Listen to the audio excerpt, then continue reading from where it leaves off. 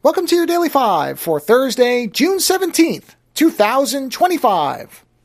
You may or may not have seen this little news item that popped up in the last few days. It's gotten a lot more attention, I think, because it has to do with Apple, one of the biggest companies in the world, and what might be considered controversial opinion by a business analyst group called Lightshed that Apple needs to replace, well, I guess they said should consider replacing, which is the same thing as saying they need to, should consider replacing Tim Cook as CEO, because based on what I can find on this, they're behind on AI.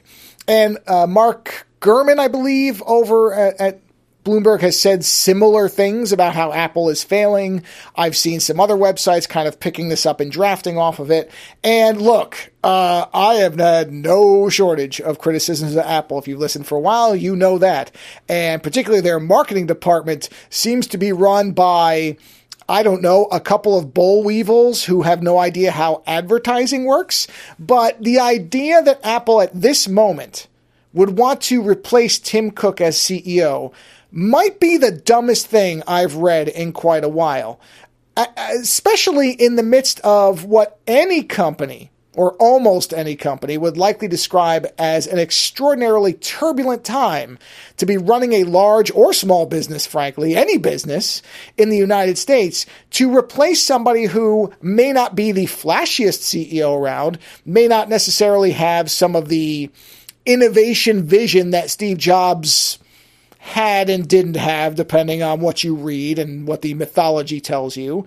But Tim Cook has proven far more than probably most CEOs that he has been able to improve the business of the company and keep it steady through a lot of rocky waters. And so to consider a replacement now, it just seems completely ludicrous.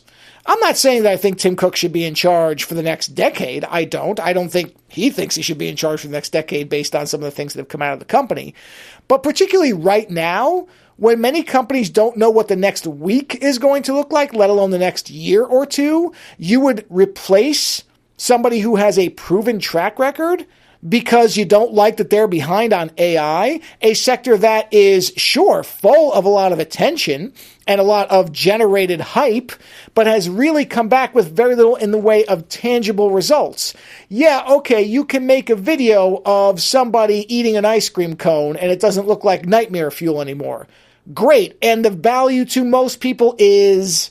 nothing. And most of the things we've seen in terms of AI products that actually impact real people has been next to nothing. Actually, in my next 5 for next week, I'm going to talk about one instance where I saw it being used in the real world in a beneficial way. And it's not in one of the kind of big ones that you see everybody talking about. It was in a small, specific application with important safeguards in place. So those 3 things right there, a beneficial use, data security, and an actual tangible benefit. Most of what we're seeing out of the AI sector right now is lacking at least 2, if not all 3 of those particular things. So since most of this criticism does appear to be based around the failure to deliver a cutting-edge AI product from Apple, it even more undermines what even if there was a realistic loss in revenue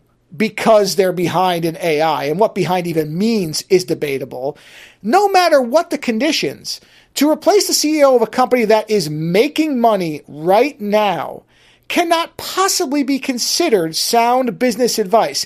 And I say this as a dope who doesn't know anything about business, and I look at this and just the logic and the shockwaves that would send and the inevitable stock plummet, assuming the next CEO can even keep things running as well as Tim Cook has been, would probably do more damage than just riding out the rough waves of being behind in AI are right now. Apple is still doing exceptionally well. They still have a very, very high reputation among the people who are their customers. My criticisms and nitpicks aside, I recommend Apple regularly because they make great hardware. Software? Sure, you can get into the weeds on that, but it still is nowhere near, say, some other companies that have a large presence. So again, this feels like we want some attention by saying something that is shocking, but does it actually have any basis in sound business advice? I don't think so. Later.